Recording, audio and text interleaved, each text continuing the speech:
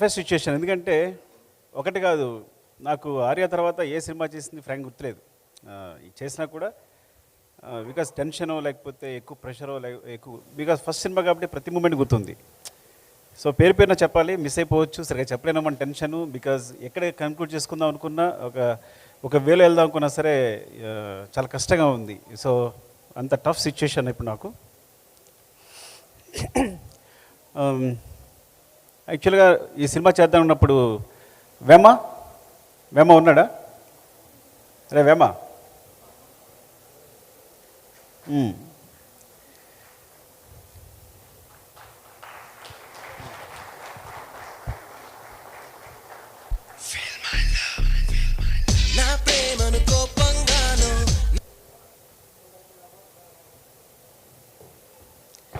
యాక్చువల్గా ఇద్దరు స్టార్ట్ చేసాం రాయడం వేమ, ఇది ఆర్య అనే స్క్రిప్ట్.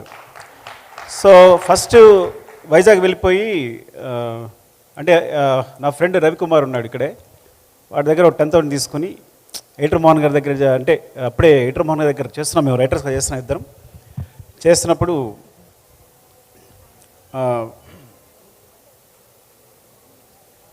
కంటిన్యూ ఎయిటర్ మోహన్ గారి దగ్గర చేస్తున్నప్పుడు సరే ఇంకా వదిలేసి మనం డైరెక్ట్ చేద్దామని చెప్పి నా ఫ్రెండ్ రవికుమార్ దగ్గర ఒక 10,000 తీసుకుని మేము వైజాగ్ వెళ్ళిపోయాం. హరిప్రసాద్ అని ఉన్నాడు, వాళ్ళ ఇంట్లో కూర్చొని ఇద్దరం స్క్రిప్ట్ రాయడం మొదలుపెట్టాం.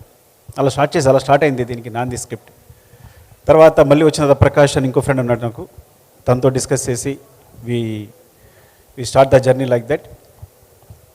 అండ్ థ్యాంక్ యూరా, ఇప్పటివరకు అసలు ఈడు దొంగ వాయి చేత కష్టపడి రాయించాడు ఈడి చేత. అంటే నిజంగా ఈడు కనుక పెన్ను పెట్టి రాస్తే ఇప్పుడు ఇండస్ట్రీలో ఎవ్వరు సరిపోరు. అంటే లేజీ బద్దకిస్ట్ ఇంటెలిజెంట్ అనమాట వీడు. సరే ఇటు సందర్భం వచ్చినప్పుడు చెప్తాము కదా ఎప్పుడైనా వీడి సినిమా అయినప్పుడు. అండ్ అలా స్టార్ట్ అయింది. తర్వాత నేను రాజుగారికి మాంటేజ్ చెప్పడం, సినిమా చేయాలనుకోవడం. రాజుగారి నిజాయితీ ఏంటంటే సినిమా చేద్దాం, ఢిల్లీ హిట్ అయితే కేవలం నా సిన్సియరిటీ, ఒక్క మాంటేజ్ అంతే. ఆయన కూడా ఒక మాంటేజ్తో అద్దరిపోయిందని చెప్పి ఆ మాంటేజ్ కోసం కూర్చుని సినిమా చేద్దామని. ఢిల్లీ సినిమా హిట్ అయిన తర్వాత నాకు ఫోన్ చేసి రా సినిమా చేద్దామని. అక్కడ కూడా విచిత్రం జరిగింది. సినిమా చేద్దాం వెంటనే ఒక స్క్రిప్ట్ ఇచ్చారు నాకు, అదొక రీమేక్ మూవీ. అంటే అప్పుడే అసినేటర్ కదా, కొంచెం పొగరుగా ఉంటాం మనం, ఇప్పుడే వచ్చామని చెప్పి ఆ స్క్రిప్ట్ వెనక్కి చూశాను, నేను చేయను రీమేక్ అని. మరి అయితే కథ చెప్పు అన్నారు.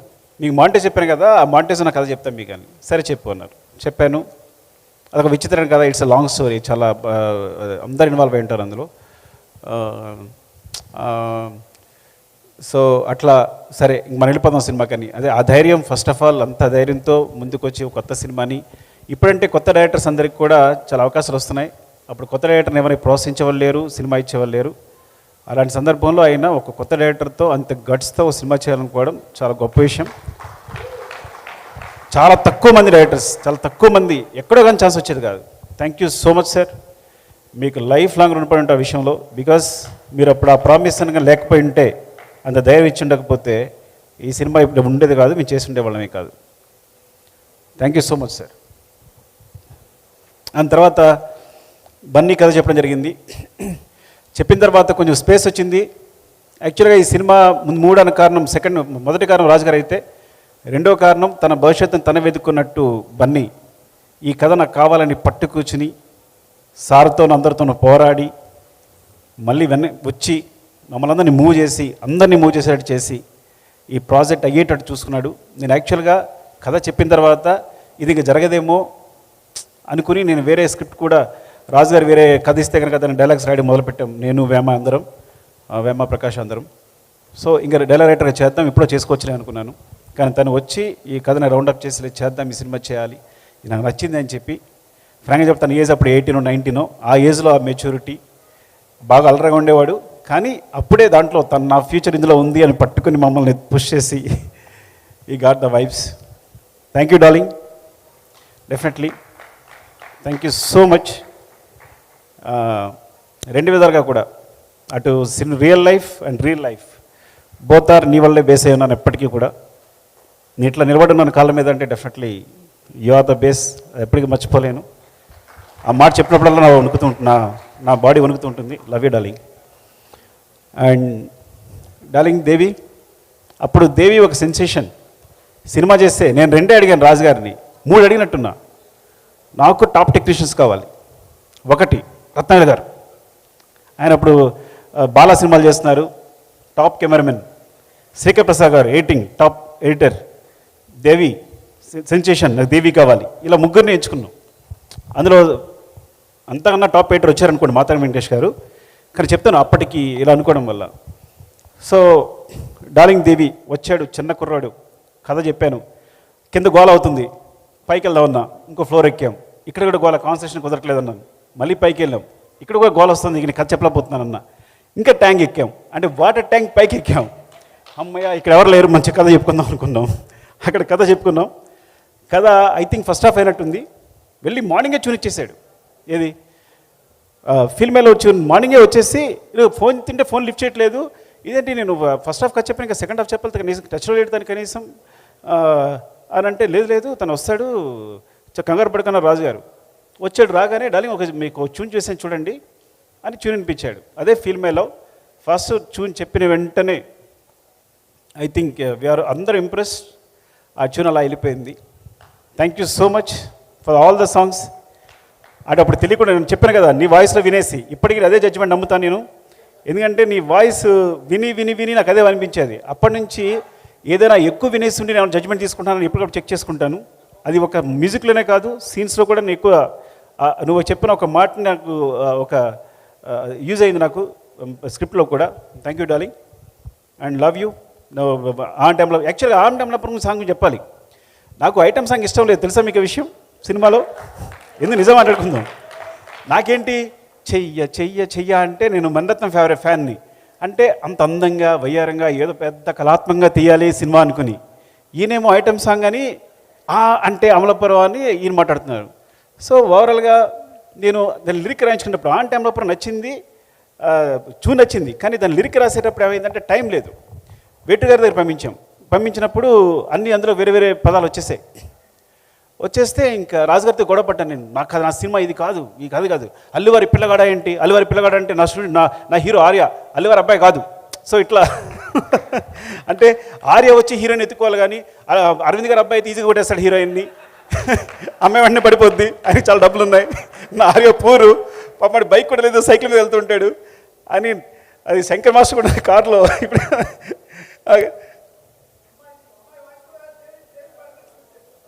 అవును, అమ్మాయి వాయిస్ కూడా లేదు అప్పుడు అని అట్లా. సో ఆ సాంగ్ గురించి. సో నాకు ఐటమ్ సాంగ్ అంటే ఐటమ్ సాంగ్ అనుకోవాలి, నేను చేయాలని క్లాస్ సాంగ్ అనుకున్నాను. అప్పటి నుంచి విచిత్రం తెలుసా నీకు, ఐటమ్ సాంగ్ మొదలుపెట్టిన ఆయన సినిమాలో ఒక్క ఐటమ్ సాంగ్ ఉండదు. నేను చేసే ప్రతి సినిమాలోనూ ఐటమ్ సాంగ్ వచ్చేసింది. నేను పెట్టాల్సి వచ్చింది. No I believe it that. పెట్టడమే కాదు, నేను ఐటమ్ సాంగ్ని నమ్మాను. అమ్మో ఇంత పెద్ద హిట్ అవుతుందా సాంగ్ అంటే, ఇంత వైపు వస్తుందా, సినిమా ఇంత దూరం తీసుకెళ్తుందా అని నేను ఇటు వచ్చేసాను. రాజుగారు అటు కళాత్మకంగా వెళ్ళారు. ఆయన ఐటమ్ సాంగ్ టచ్ చేయలేదు ఆయన అట్లా. సో చాలా విచిత్రంగా ఉంటుంది అన్నీ ఇలాంటివన్నీ చెప్తుంటే. ఇట్స్ అవునవును. And thank you darling. And I think ఆ జర్నీ అప్పటి నుంచి మన జర్నీ ఇట్లా సాగుతూనే ఉంది. ఎప్పటికప్పుడు సపోర్ట్ చేస్తూనే ఉన్నావు నాకు. అండ్ చెప్తాను కదా, నా మ్యూజికే నువ్వు, నా సంగీతమే నువ్వు. నాకు సంబంధించి మ్యూజిక్ అనేది నాకు ఎంత కూడా తెలియదు, వర్ణమాలు కూడా తెలియదు. ఎప్పుడు ప్రతిరేషన్ నీదే, ప్రతిదీ నీదే, ఇంతవరకు తీసుకొచ్చావు. సినిమాలు కూడా చాలా సపోర్ట్ చేసావు నీ మ్యూజిక్తో. Thank you so much darling. And చాలామంది ఉన్నారు ఇక్కడ. శివాని మోసం చేశాను మా బిగినింగ్లో నేను. Thank you Shiva, accepting the role. చాలా ఫన్. కొంచెం శివ నేను సెకండ్ లీడ్ అని కొంచెం కోపంగా ఉండేవాడు అప్పుడు. తనుకున్నప్పుడల్లా కోపం వస్తుండే శివకి. అంటే నాట్ లైక్ దట్ యాక్చువల్లీ. సరదాగా మాట్లాడదాం అనుకున్నాను, ఇన్నాళ్ళు నిజం కాదని.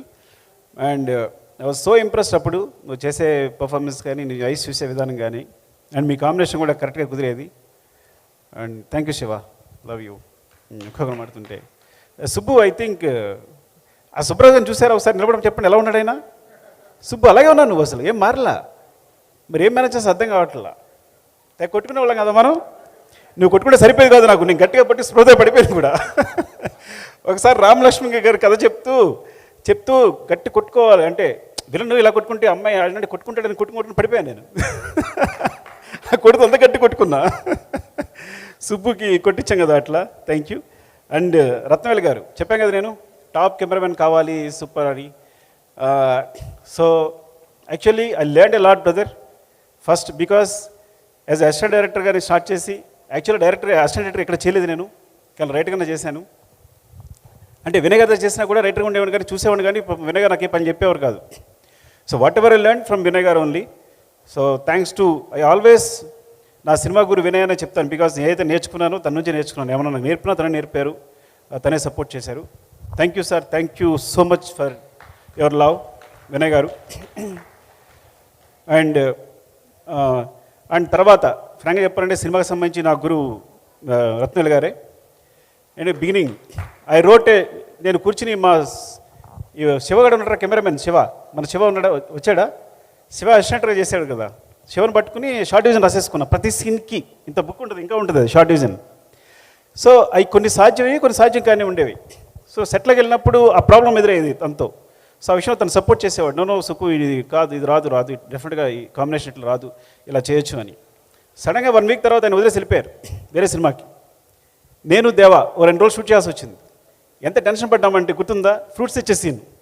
దేవా అంటాడు, సార్ ఇంత పాయింట్ ఆఫ్ వ్యూ సార్ ఇంకా పోండు అంటాడు. అరే అంటే అంత పాయింట్ ఆఫ్ వ్యూ సార్ ఇంకా పోండు అంటాడు. ఏంటి ఇక్కడి నుంచి ఇక్కడ కెమెరా కదపడానికి. నేను ఒకసారి బేసిక్స్ ఆలోచించుకున్నా, ఈ సినిమా ఏంటి ఇంత ఏదో కొంచెం కొత్త గొప్ప మ్యాథమెటిక్స్ చెప్పొచ్చున్నాం కదా, ఉన్నగా 4 లెన్సులు, దీనికోసం ఎందుకు టెన్షన్ పడుతున్నావు, okay these are only axis, ఇంత మించే ఉంటుంది. అరే నువ్వు అలా ఉండి పక్కన పెట్టు, కెమెరా కూడా పెట్టు, కెమెరా పెట్టు అని. Then I started the direction. Actual direction అక్కడ స్టార్ట్ అయింది నాది. Thank you so much brother for your love. And Deva, అప్పుడు దేవా కూడా చాలా సపోర్ట్ చేశాడు, ఆర్టిస్ట్ పొజిషన్ ఇవ్వడం కానీ అది కానీ. థ్యాంక్ యూ దేవా, ఉన్నాడు లేడు ఇక్కడ. అండ్ తర్వాత కొంత క్లాష్ తను విజయ్ చేశాడు, విజయ్ చక్రవర్తి చేశాడు. Vijay thanks for your support, చాలా చాలా సపోర్ట్ చేసావు ఆ టైంలో. Thank you so much. And Shankar master, నాకు తెలుసు చాలా జోకులు ఉండే నా మీద. ఆ జోకులు ఏంటి ఒకసారి చెప్పొచ్చు కదా. నేను ఏదో ప్రియరాగం చేస్తున్నప్పుడు మాట్లాడితే ఒక మాంటేజ్ కోసం కొబ్బరికాయలు తీసుకొచ్చేవాడిని, వీటితో చేద్దామని. వీళ్ళిద్దరు నవ్వుకునేవారు బాగా, లేదా రింగులు పట్టుకొచ్చేవాడిని. సో ప్రతిదీ రకరకాల మాంటేజ్ తీసేయాలని చెప్పి. ఇంకా చాలా మాంటేజ్ ఒక 60, 70, 100 మాంటేజ్ ఉంటే వేమా, ఒక 100 మాంటేజ్ ఉండేమో తీస్తూనే ఉండేవాళ్ళం అవన్నీ. వీళ్ళిద్దరు నవ్వుకుంటుండేవారు బాగా, నన్ను ఏడిపిస్తుండేవారు. సీరియస్ కదా వీళ్ళిద్దరుని. రత్నవేల్ గారు శంకర్ సీరియస్ కదా, నన్ను ర్యాగింగ్ చేసేవారు, గుర్తుంది నాకు. And Nikki, thank you Nikki, thank you. Last step moment కోసం ఇంకొక విచిత్ర విషయం చెప్పాలి. సో రాజుగారి నాకు ఇంకో గొడవ అయింది. ఎందుకంటే నాకు కంపల్సరీ ఆ మాంటేజ్ చెప్పాను కదా, మాంటేజ్ తీయాలి. పైన వాటర్ పడుతుంది, ఆమె డాన్స్ చేస్తుంది, కింద వాటర్ పడుతుంటే కింద హీరో నిలబడ్డాడు. ఆ మాంటేజ్ లేకుండా సినిమా రిలీజ్ చేస్తాం అని అంటే నో చాలా ఎక్కువ ఖర్చు పెట్టేస్తున్నావు, నెంబర్ ఆఫ్ డేస్ కొత్త సినిమాకి ఇంత చేసిన లేదని ఆయన మీరు ఇద్దరం తిట్టుకున్నాం. ఒక రేంజ్ వెళ్ళిపోయింది. మీరు దగ్గర నుంచి నువ్వు వెళ్ళిపోయాను. నేను కోపం వచ్చేసి ఏంటైతే నువ్వు ప్రొడ్యూసర్ అయితే ఏంటి అలా వెళ్ళిపోయాను అంటే నేను ఇవ్వను, అదే ఇద్దరు కేకలు వేసుకుంటున్నాం. అది సడన్గా కాల్ పెట్టేసుకున్నాం. ఇప్పుడే కదా నువ్వు అరిచాడు కాల్ పెట్టినట్టే. సార్ ఒక్కరోజు షూట్ ఇవ్వండి సార్, ఆ మాంటేజ్ మిస్ అయిపోతున్నా నేను.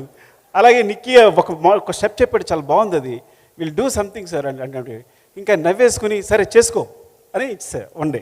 సో దట్ 1 డే ఆ మూమెంట్ అంత సెన్సేషన్ అయింది నిక్కీతో. సో సమ్టైమ్స్ ఏమంటానంటే మీరందరూ అనుకుంటారు ఒక డైరెక్టర్ అంటే చాలా పొగరుగాను లేదంటే వాడు చాలా అసలు చెప్పింది వినంట. నేను సినిమా బిగినింగ్ కొత్తలో ఏదో ఆలోచించినవాడిని, నా వెనకాల అన్నీ వినేవాడిని. మణిరత్నం ఒక రోజు షూటింగ్ క్యాన్సిల్ చేశారంట, మనం కూడా క్యాన్సిల్ చేయాలి. కృష్ణవంశీ గారు 49 టేక్ చెప్పండి, మనం 50 టేక్స్ చేయాలి. సో వెనకాల చూసేవాడిని, వెనక్కి తిరుగుతాయి. ఈ షాట్ వచ్చిన వెంటనే ఒక మణిరత్నం కనిపించేవారు, ఇటు కృష్ణవంశీ గారు కనిపించేవారు. సో ఐ ఫీల్ లైక్ ఒక్కొక్కళ్ళు అంటే కథలు వింటుండేవాళ్ళం కదా. ఇంకో రామ్ గోపాల్ వర్మ అసలు ఫోనే చేయడంట, ఆర్టిస్ట్ కూడా ఇలా బుక్ చదువుకుంటాడంట, ఎస్ అంటాడంట, మనం కూడా అలా చేయాలి. సో ఇవన్నీ రిపీట్ అవుతుండేవి. ఎందుకు చెప్తున్నాను ఇది, మిస్ అయిపోయాను. ఎందుకు చెప్తానంటే డైరెక్టర్స్ అందరికీ సో చాలా కాంప్రమైజ్లు ఉంటాయి. నేను రాజుగారి కాళ్ళు కనీసం 3 సార్లు పట్టుకుని ఉంటా సినిమా మొత్తం మీద. అంటే అంత జాగ్రత్త కూర్చున్నారా మీరు? అంటే అంతే. సో మీరందరూ ఏమనుకుంటారంటే చాలా పొగరుగా సుకుమార్ అంటే ఏం అవడం మాట లేదు. నేను చాలా కాంప్రమైజ్ అవుతాను. కేవలం ప్రోట్ కోసం, ప్రోట్ నాకు రావడం కోసం కాంప్రమైజ్ అవుతాను. నా ప్రోట్ రావడం కోసం కొంచెం కోపంగా బిహేవ్ చేస్తాను. ఇది కేవలం సినిమా కోసం మాత్రమే. ఒకసారి నిజంగా కూడా కోపం రావచ్చు, దాన్ని సర్దుకుంటాను. సో అంటే డైరెక్టర్స్ అందరూ వచ్చే అసిస్టెంట్ డైరెక్టర్లు అందరికీ ఒక సందేశం ఏంటంటే, పైకి మీ అందరూ ఇలా కనిపించవచ్చు కానీ చాలా కాంప్రమైజ్లు ఉంటాయి, చాలా కష్టపడి ఉంటాం, చాలా బాధపడి ఉంటాం, చాలా తిట్లు తిని ఉంటాం, చాలా ఇన్ఫీరియర్గా బతుకుంటాం. సామాన్య మానవుడిలాగా మీరు చూడరు. ఒక కూలివా అంటే అఫ్కోర్స్ అలా మాట్లాడకూడదు, అట్లా అందరిలా బిహేవ్ చేస్తుంటాం. సో అది బట్టి గుర్తుంచుకోండి. మీరు పైకి చూసి మీరు మనం మోసపోకండి అని చెప్తున్నాను ఇంకా చెప్పడం కోసం. అరే వేణు, థ్యాంక్ యూ రా, థ్యాంక్ యూ సో మచ్. ఈ డైరెక్ట్గా వచ్చిన ఎస్టిమేట్ని వస్తాను, నేను లేకపోతే నువ్వు చేయలేమన్నాడు. వీడంతే వీడు వచ్చేసి వేణుగాడు. అలాగే భాస్కర్ కూడా అక్కడ ఉంటే నువ్వు వచ్చేసారా అని భాస్కర్ గారిని రమ్మని. So it's like very big team. ప్రతిదీ సురేష్, పెద్ద ప్రసాద్, అందరూ నా అసిస్టెంట్లు అందరూ పేరు పేరున ఎవరైనా మర్చిపోతే అందరూ డైరెక్టర్లు అయ్యారు. వాసు, అరే వాసుగాడేడి, జోష్ వాసుగాడు, అప్పుడప్పుడు హాయ్ చెప్పరా, వస్తావా పైకి? రావు కదా, రా, పర్లేదు రా. సో వాసుగాడు ఏంటంటే మా ఇద్దరు గొడవలు అయితే మధ్యలో అనమాట. రాజుగారు అలా కాదండి, వాడికి ఏదో విజన్ ఉంది అని ఈడు అడ్జస్ట్ చేయడు మధ్యలో మీడియేటర్గా. సో ఇట్స్ లైక్ సో అంటే అందరినీ చూస్తుంటే అందరూ డైరెక్టర్లు అయ్యారు, చాలా హ్యాపీగా ఉంది, చాలా ఆనందంగా ఉంది. అరే అలా ఎక్కలేవరా ఎప్పుడు. సో వాసు, హరిప్రసన్న రా, నువ్వురా. ఎందుకంటే ఈయన జడ్జి అప్పుడు కథ చెప్తున్నప్పుడు ఏంటి వేమ నేను కథ రాస్తుంటే ఈయన ప్రతి సీన్ బాగుందా లేదని చెప్పేవాడు. వీళ్ళుంటేనే కూర్చొని రాశాం. రవి ఉన్నాడా? వేణు అంటే టీం అందరూ వస్తే బెటర్. ఒక్కసారి నా అసిస్టెంట్ టీం అందరూ వేణు, సురేష్, ఎవరెవరు వచ్చారు? వేమ, రవి. సో పేరున చెప్పాలంటే అక్కడ మిస్ అయిపోతే అభినయ, థ్యాంక్ యూ సో మచ్. నువ్వు డాన్స్ చేసే వరకు నేను నమ్మలేదు, నాకు తెలుసు నువ్వు కోపంగా చూసావు ముందు నన్ను కదా. ఇప్పుడే కోపం ఉంది నీకు. నేను వేరే పెద్ద హీరోని ఊహించుకున్నా. రాజు గారు అమ్మాయికి బిజినెస్ క్లాస్ టికెట్ వేయాలని చెప్పి ఆప్ చేశారు అమ్మాయిని. తెలుసులేండి మాకు. సీరియస్గా డార్లింగ్, నేను ఒక పెద్ద హీరోయిన్ని ఊహించుకుంటే ఆయన బిజినెస్ క్లాస్ టికెట్ కోసం అమ్మాయిని క్యాన్సిల్ చేశారు. కానీ అంతకన్నా పుష్పక విమానంలో ఈ అమ్మాయి వచ్చింది. She so beautiful. వచ్చాక ఒక మూమెంటేగా నాకు అర్థమైంది, కళ్ళు తిరిగిపోయాయి. నాకు కావాల్సింది టాలెంట్ అని, అంత అద్భుతం చేసింది. ఇప్పుడు నువ్వు డాన్స్ చేస్తుంటే ఆయన ఎంత ముచ్చడిపోతున్నాడు బన్నీ గారు, యూనో దట్. సో ఇప్పటికి కూడా అదే గ్రేస్ ఉంది. ఎంత అద్భుతం చేసావంటే thank you so much. And sir, Arvind sir, నేను చెప్తాను కదా, ఎవరిని నాకు బిగినింగ్లో తెలిసేది కాదు, లెక్చర్గా చేసి వచ్చాను. నాకు 2000 మంది students, exaggeration maybe 1000 or 1500 what ever. 1500 ఉంటారా బుచ్చి? ఉంటారా కాలేజీలో? మన కాలేజీలో ఈజీగా ఉంటారు. లాంగ్ టర్మ్ వాళ్ళు అందరూ పొద్దున్న లేస్తే అక్కడ నిలబడితే వస్తే అందరు good morning sir, good morning sir, good morning sir అండి. ఇక్కడ నేను వస్తే సూట్ కేసు మోయాలి, అందరికి గుడ్ మార్నింగ్ చెప్పాలి. సో అయినా సరే ఆ లెక్చర్ బుద్ధి పోలా. ఒకసారి నేను సెట్లో కూర్చున్నాను, షూటింగ్ చేస్తున్నాను. అరవింద్ గారు వచ్చారు. ఆయన ఎంత తీసుకుంటారు, వచ్చారు. నేను రిలైజ్ అవ్వాలా, రత్న గారు ఇలా గోకుతున్నారు, కాల్తీ అని. అంటే నేను కాలు మీద కాలుస్తున్నాను అనమాట. అరవింద్ గారు ఎదురుకుండా, sir I'm very sorry for that.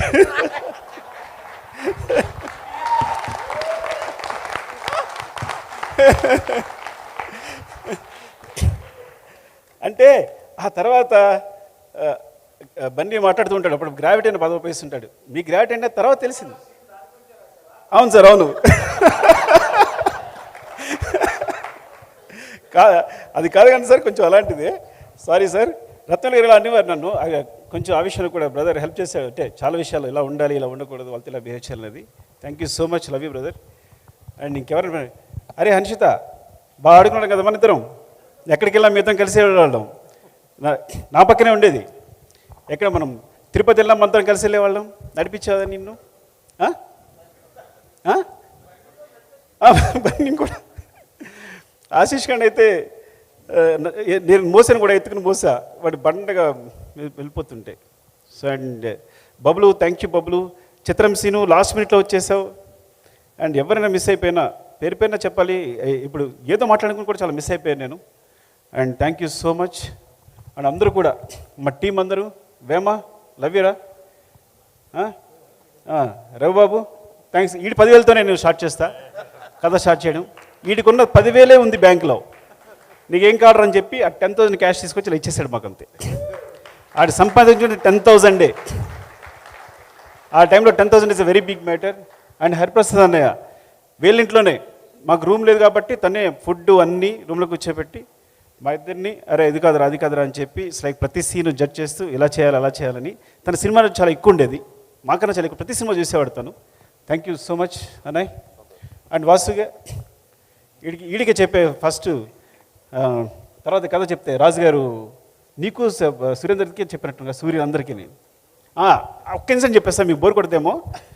రాజుగారు చెప్పాను, రాజుగారు కొంచెం ఈడేదో కొంచెం బ్రోకర్లా ఉన్నాడు అని కాదు, కానీ ఇది చెప్తున్నాడు బాగుంది సుకు అద్దరిపోయింది, కానీ ఈ కథ చాలా క్రిటికల్గా ఉంది, నేను ఆలోచించుకుంటా అన్నారు. నేను ఒకసారి ఆలోచించుకున్నాను. సో మార్నింగ్ వీళ్ళిద్దరికి చెప్పా, వీళ్ళకి సూరికి మన మీరేమో చెప్పాను అప్పుడు. సో వీళ్ళు సపోర్ట్ చేశారు ఆ విధంగా. అంటే అప్పుడు రాజుగారు వచ్చి వీళ్ళు అడిగారు ఎలా ఉంది అంటే బాగుంది సార్ అంటే అఫ్కోర్స్ ఇమ్మీడియట్ డెసిషన్ అనుకోండి. So thank you. నేను ఎప్పుడు సరిగా బాగా మాట్లాడుతున్నానో లేదు తెలియదు కానీ ఫినిష్ చేస్తా. నీకేమైనా మిస్ చేశానా, ఏమైనా మిస్ చేశానేమో కాదని అని. అండ్ మధు గారు, ముఖ్యంగా మధు గారికి చెప్పాలి. అలాగే మాతాడి వెంకటేష్ గారు రాలేదు. మాతాడి వెంకటేష్ గారు అన్నారు ఒక మాట, అరే నువ్వు కొత్త డైరెక్టర్ కొన్ని అనిపించట్లా, పాత డైరెక్టర్లాగా ఏ క్లోజప్ వాళ్ళు అదే క్లోజప్ తీస్తున్నావు అన్నారు. ఆ మాట ఎందుకు గుర్తొస్తుంది సార్ ఇప్పటికి, నేను అలా తీయట్లా ఇప్పుడు నేను. ఎందుకంటే అప్పుడు ఫిల్మ్ కాబట్టి ఈ క్లోజప్ అంటే ఈ క్లోజప్పే తీసేవాళ్ళం, ఇప్పుడు డీజిల్ కాబట్టి రోల్ చేస్తూనే ఉన్నాం. అప్పటికి ఎక్కువ రోల్ చేసేవాడిని, కానీ ఆయన నువ్వు కరెక్ట్గా తీసావు, ఇది ఈ క్లోజప్ నీ క్లోజప్ తీసావని ఎప్పుడు క్లోజప్ పెడదాం అనుకున్నా ఆయన మాట గుర్తొస్తుంది. ఈసారి కూడా సిన్సియర్గా మనం ఇలాగే తీద్దాం, ఎక్కువ వేస్ట్ చేయకుండా అనుకుంటాను, కానీ ఏదో తీసేస్తుంటాను. ఫ్రాంక్గా చెప్పాలంటే అదే చాలా డిసిప్లిన్గా చేసిన cinema Arya. And thanks Venkatesh గారు, ఆయన చాలా సపోర్ట్ చేశారు. ఎందుకు అంటే ఒక సినిమా చూసి రాజు గారు అది ఎలా ఉంది అంటే నా ఒక 1 వీక్ ఎడిట్ చూసి నువ్వు మర్చిపోయి సినిమా సూపర్ హిట్, ఈ కుర్రాడు చాలా బాగా చేస్తాడని చెప్పి చాలా ధైర్యం చెప్పారు. రాజు గారు కొంచెం డౌట్ అని కదా, ప్రొడ్యూసర్గా తెలుసుకోవాలి ఉంటారు కదా, తెలిసినప్పుడు. థ్యాంక్ యూ సార్ వెంకటేష్ గారు, love you so much. And Chiranjeevi గారు ప్రత్యేకంగా థ్యాంక్స్ చెప్పాలి, ఎందుకంటే అరవింద్ గారు పంపించారు చిరంజీవి గారు నా టెస్ట్ కోసం కథ చెప్పడానికి. నేను అద్దం ముందు ఒక నెలలు ప్రాక్టీస్ చేశాను కథ చెప్పడానికి, ఎందుకంటే చిరంజీవి గారు అంటే అక్కడ చిరంజీవి గారిని చూస్తున్నాను అంటే మా ఊళ్ళో పెద్ద కథగా చెప్పున్నారు, చిరంజీవి గారి దగ్గరికి వెళ్తాడంట మాట్లాడతాడంట అని ఆ టైంలో.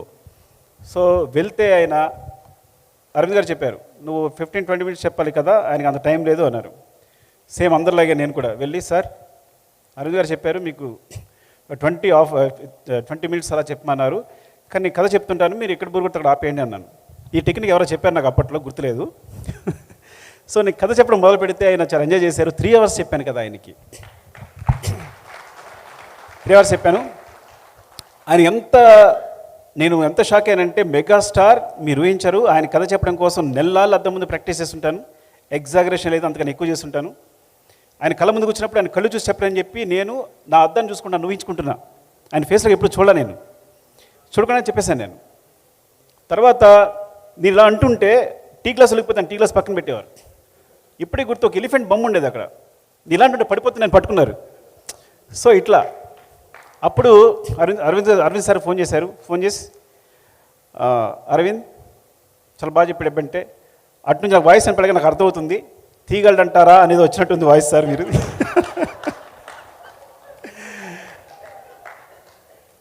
బికాజ్ నాకు ఎక్స్పీరియన్స్ లేదు, ఏ సినిమాకి ఎస్టిమేటర్గా చేయలేదు పెద్దగా, సో డెఫినెట్గా డౌట్ ఉంటుంది. ఇక్కడి నుంచి ఆ మాట అన్నారు, ఈ సినిమా కెమెరా పాతి తీసిన హిట్టే తీ అన్నారు. థ్యాంక్ యూ సార్ చిరంజీవి గారికి.